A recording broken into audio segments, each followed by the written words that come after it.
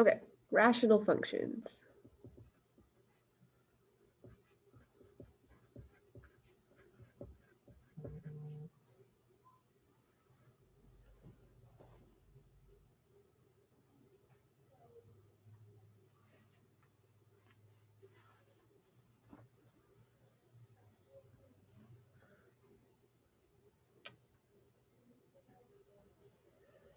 We're going to start with the definition.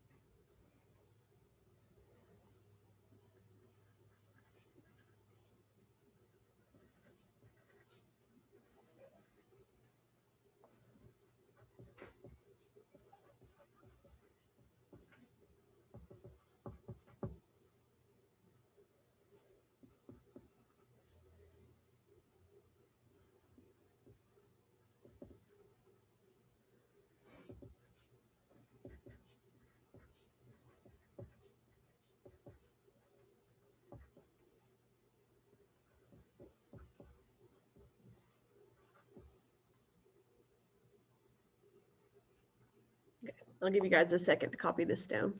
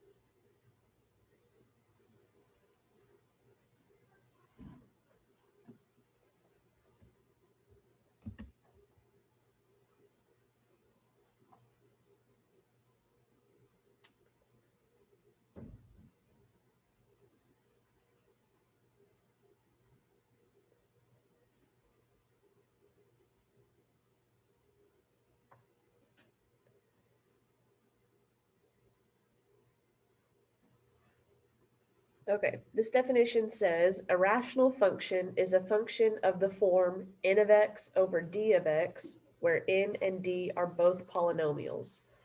The domain is all x such that d of x does not equal 0.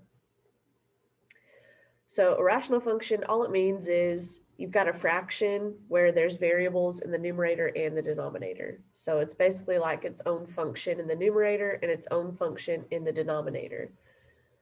And the domain, which is all the x values that could be in this function, the only stipulation on the domain is that the denominator can't equal 0. We know that in a fraction, a denominator can't equal 0.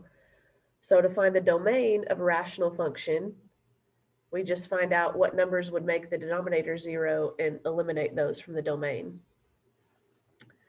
So we're going to look at an example of that.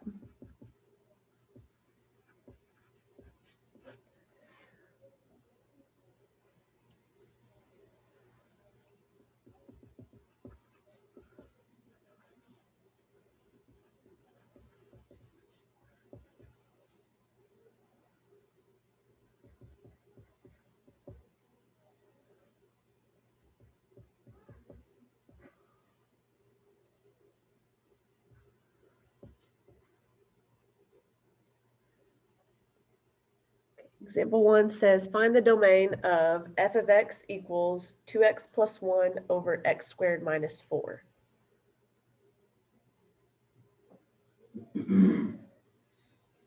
So the domain of a rational function like this one is x can be anything as long as it doesn't make the denominator 0.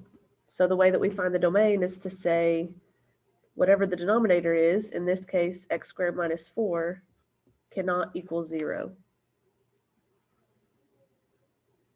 So you just set the denominator not equal to 0. And then we're going to solve this for x. And we solve it the same way we would solve it if this were just an equal sign. So add 4 to both sides.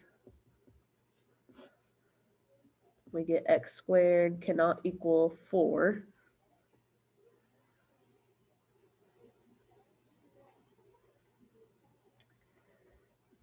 Take the square root of both sides. We get x cannot equal positive or negative 2. Because if you square negative 2, you'll get 4. If you square positive 2, you'll get 4. So if x squared can't equal 4, x can't equal positive or negative 2.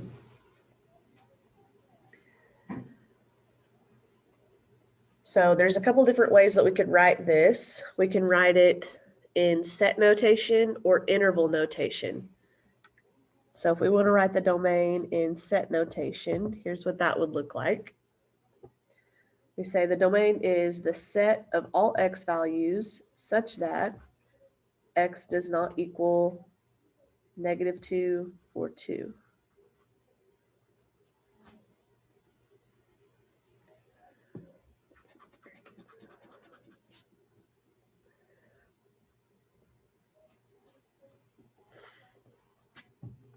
So the squiggly brackets just show set notation. So opening the squiggly bracket, we say the set of all x values, this vertical line means such that, and then we write our stipulation afterwards. So the set of all x values such that x does not equal negative 2 or positive 2. All that means is that x can be any other number besides negative 2 or positive 2.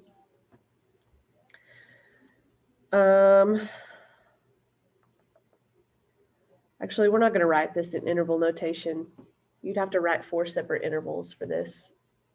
So we're just going to stick with set notation.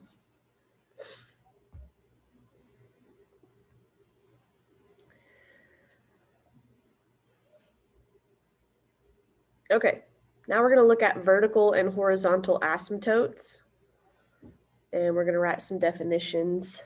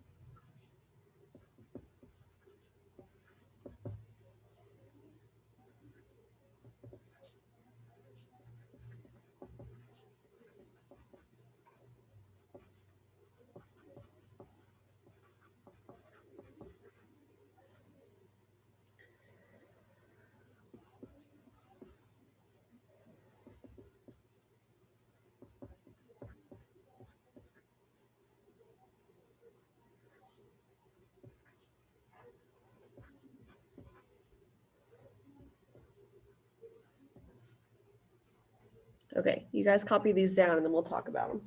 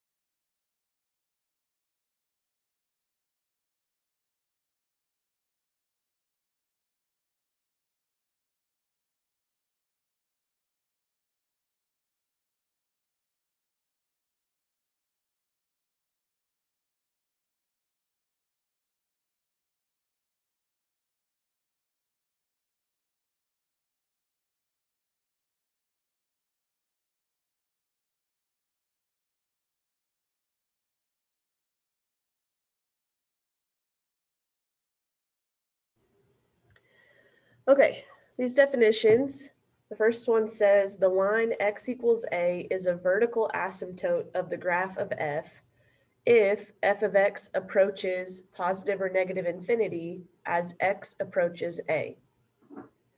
The line y equals b is a horizontal asymptote of f if f of x approaches b as x approaches positive or negative infinity. So these definitions are kind of wordy. I think you guys know what horizontal and vertical asymptotes are. They're just kind of imaginary lines on a graph that the graph of a function gets closer and closer to it without touching. So we're going to look at a few right now.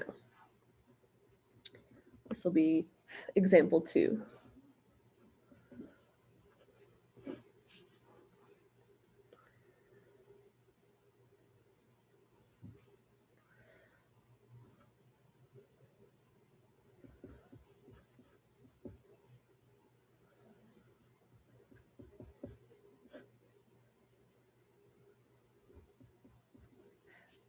Part A, we've got a function f of x equals 2x plus 1 over x plus 1.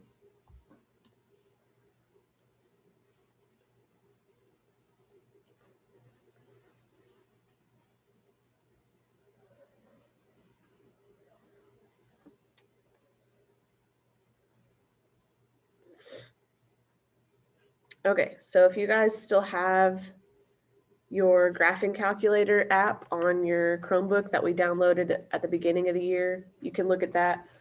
You don't have to right now, but just if you're doing these on your own, you can use that, or Desmos.com is also a great tool for graphing. So if we graph this function, I'm going to insert a fraction. We've got 2x plus 1 in the numerator and just x plus 1 in the denominator. So let's look at this graph. So just looking at the graph, you can tell there is kind of an imaginary vertical line right here that the graph of this function gets closer and closer to but never touches. There's also an imaginary horizontal line right here that the graph of the function gets closer and closer to but never touches. So the wordy definitions say for the vertical asymptote, the graph of the function is going towards positive infinity this way, and it's also going towards negative infinity this way as x gets closer and closer to this number. Whoops, I did not mean to do that. So just looking at the graph, we can tell our vertical asymptote is right here. It looks like it has an x value of -1.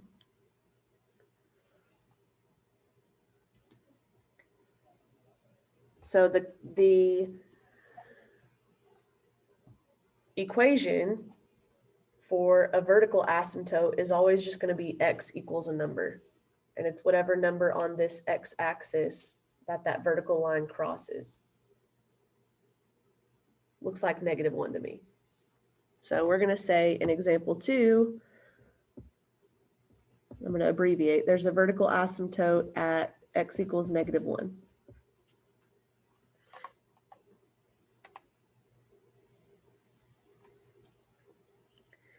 Your horizontal asymptote is always going to have an equation y equals some number.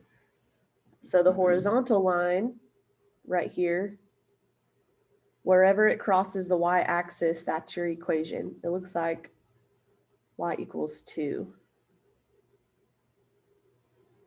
is where that horizontal asymptote is. So abbreviate horizontal asymptote at y equals 2.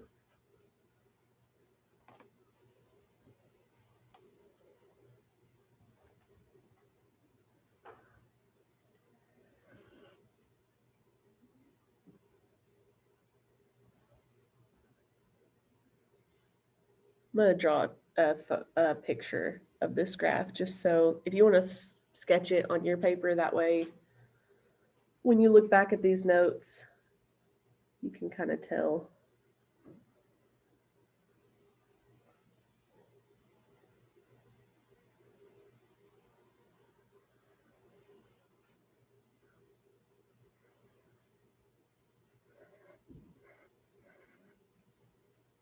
Okay, I did my best.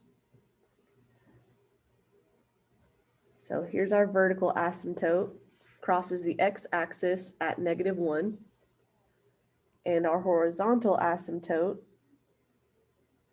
that crosses the y-axis at 2, +2.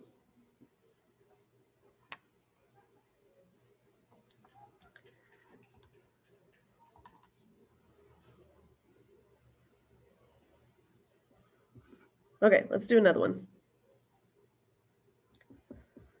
Part B, f of x equals 4 over x squared plus 1.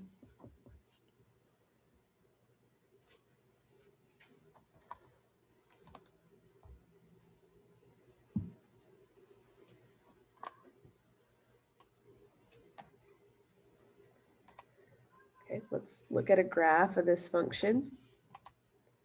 4 over x squared plus 1.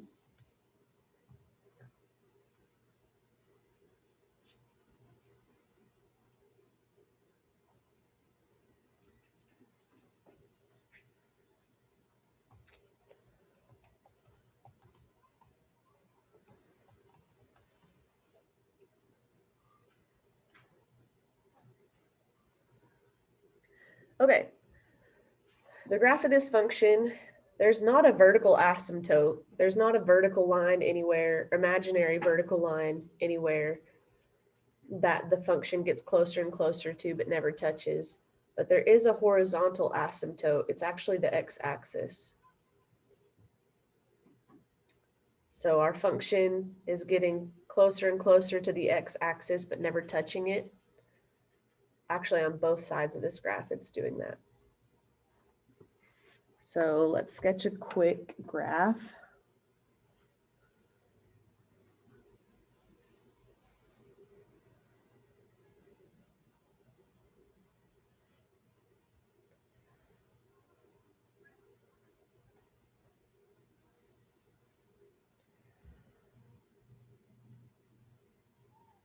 So there's nowhere on this graph where there's an imaginary vertical line.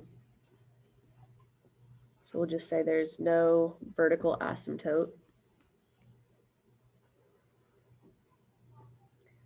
But the horizontal asymptote is actually the x-axis because this function is going to get closer and closer as it goes this way.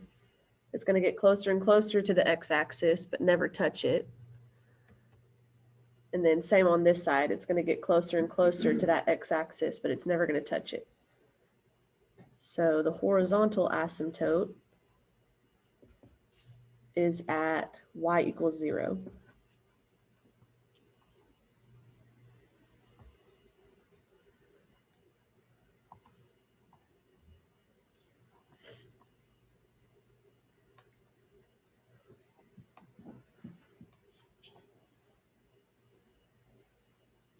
Let's do one more.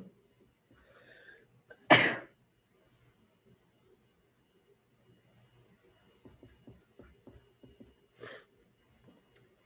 of x equals 2 over x minus 1 in parentheses squared.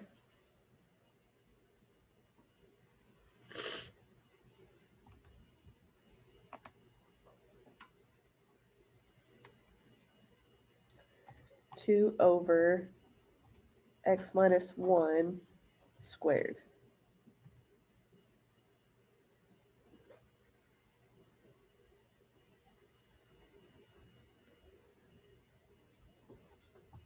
Zoom back out a little bit.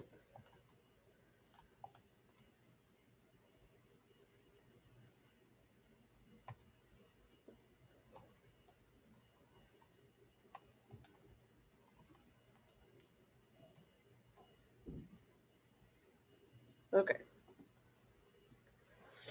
Here's the graph of this function. There is an imaginary vertical line right in between the two parts of this graph. And it looks like that vertical line crosses the x-axis at 1. Right there. So we have a vertical asymptote at x equals 1.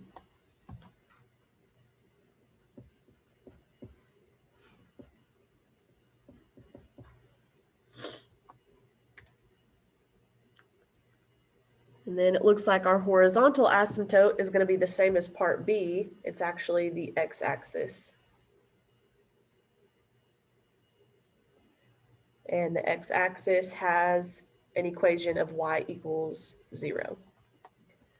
So the horizontal asymptote is at y equals 0.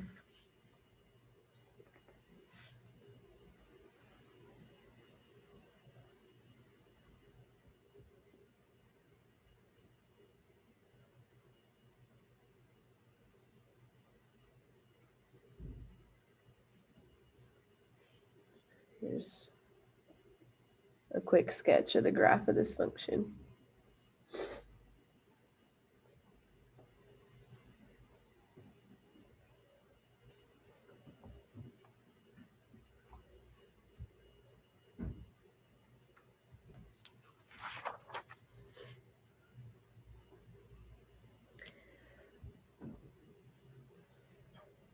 Okay, let's take a 5-minute break. And then we're going to look at how to find where these asymptotes are without looking at a picture of the graph. So we're going to do it algebraically, but we'll take a 5-minute break first.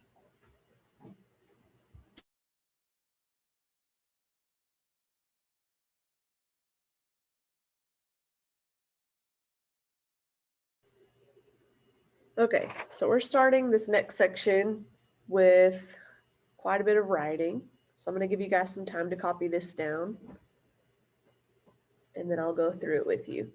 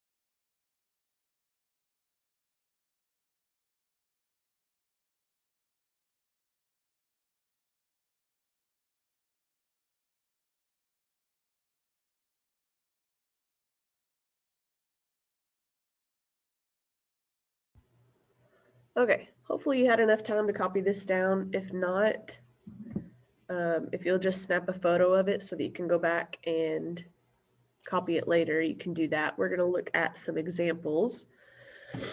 Let's talk through this first, though.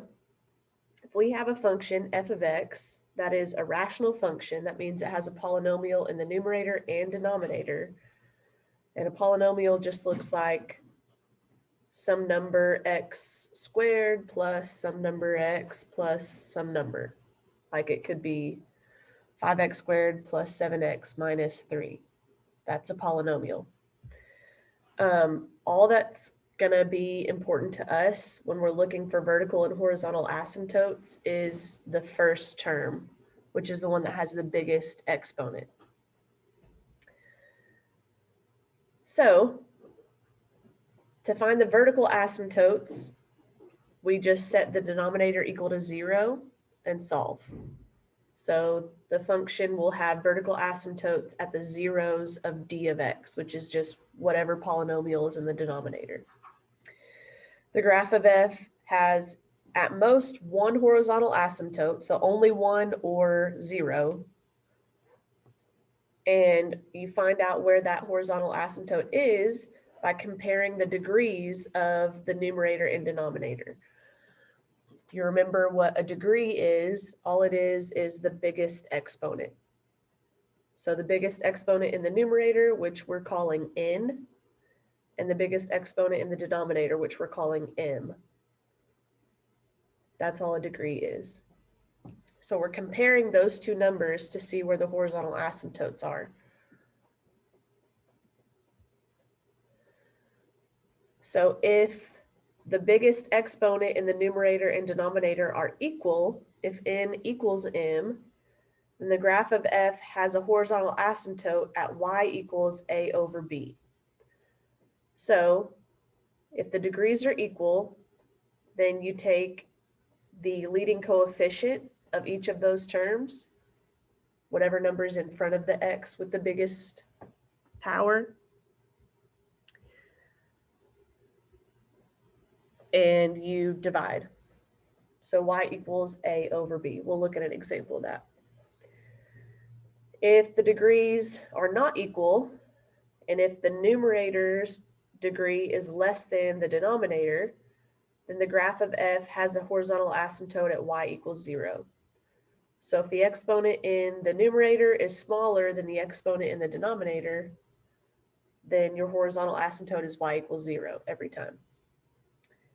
If the exponent in the numerator is bigger than the exponent in the denominator, then there are no horizontal asymptotes every time. Okay, we're going to look at 3 examples.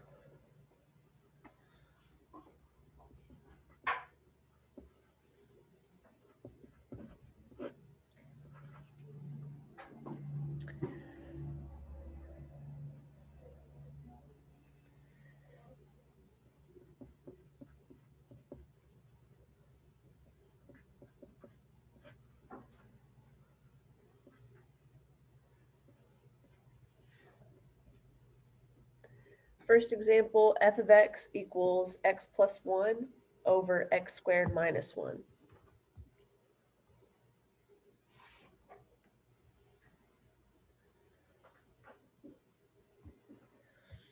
Okay, let's start by finding the vertical asymptotes. The vertical asymptotes are wherever the denominator equals 0. So we set the denominator, which is x squared minus 1, equal to 0, and solve for x. So add 1 to both sides.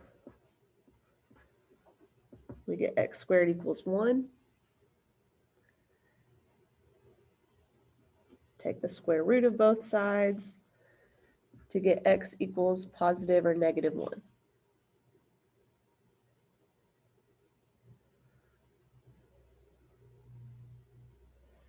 So we have vertical asymptotes at x equals negative 1 and x equals positive 1.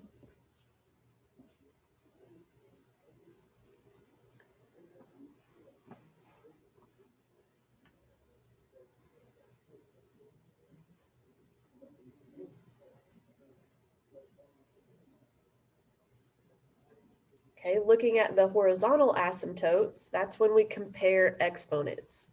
So the biggest exponent we have in the numerator is just 1. This x has a 1 as its exponent. The biggest exponent we have in the denominator is 2. So if we use the same variables that we were using in our definitions, we would say n equals 1, m equals 2.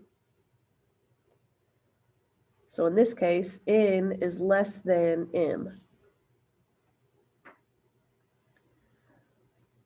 So if we look at what that means in part C up here, in part B, if n is less than m, then the graph has horizontal asymptote at y equals 0. So our horizontal asymptote is at y equals 0.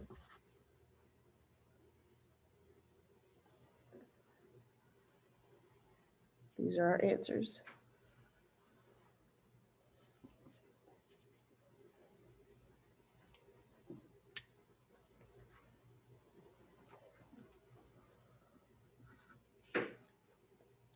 Example 2.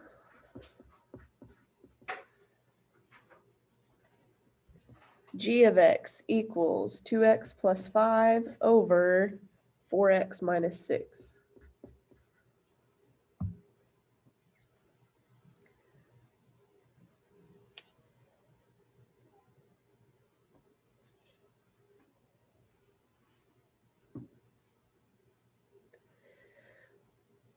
To find the vertical asymptotes, we take the denominator, which is 4x minus 6, set that equal to 0, and solve for x.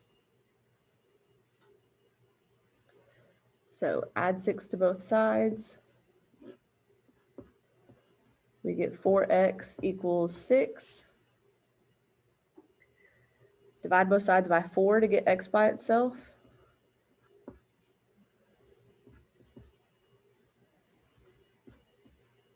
We get x equals 6 over 4, which can simplify to 3 over 2.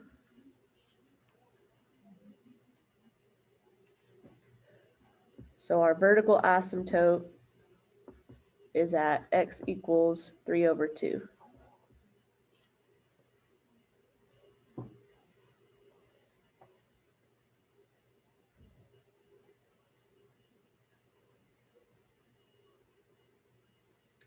To find the horizontal asymptotes, that's when we look at the exponents. Our biggest exponent in the numerator is 1. Our biggest exponent in the denominator is 1. So n equals 1 and m equals 1.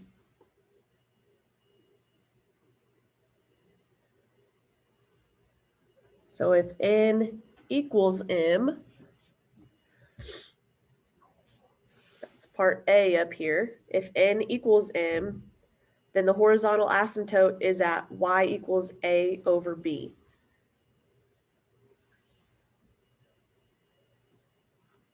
So our horizontal asymptote is at y equals a over b. A is the coefficient of the term with the biggest exponent on x, which in this case would be 2. B is the coefficient on this x term, which is 4.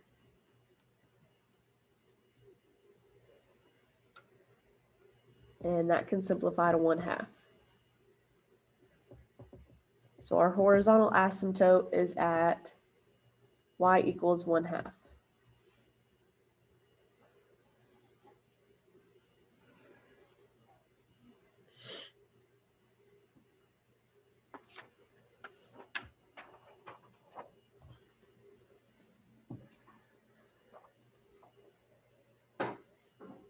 One more example.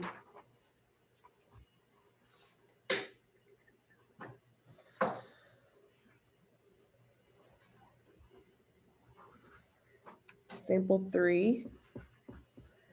We've got h of x equals x squared over x plus 1.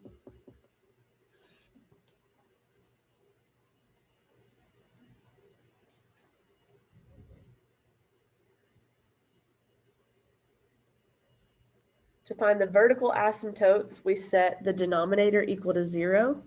So x plus 1 equals 0. And then we solve for x. So subtract 1 from both sides. And we get x equals -1.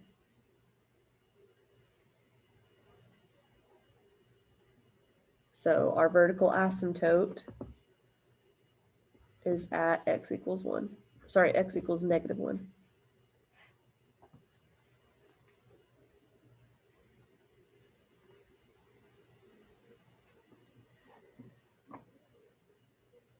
Then to find the horizontal asymptotes, we compare exponents. So our biggest exponent in the numerator is 2.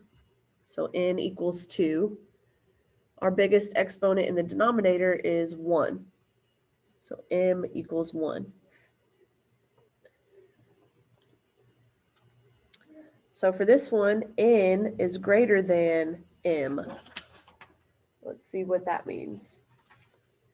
Part C, it says if n is greater than m, then the graph of f has no horizontal asymptote.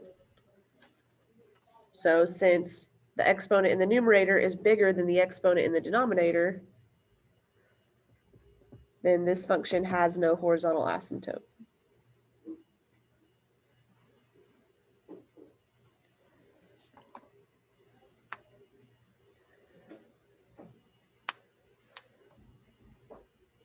Okay, so obviously this part of the notes that we wrote is going to be really important to you as you're working these until you get these 3 parts memorized about the horizontal asymptotes.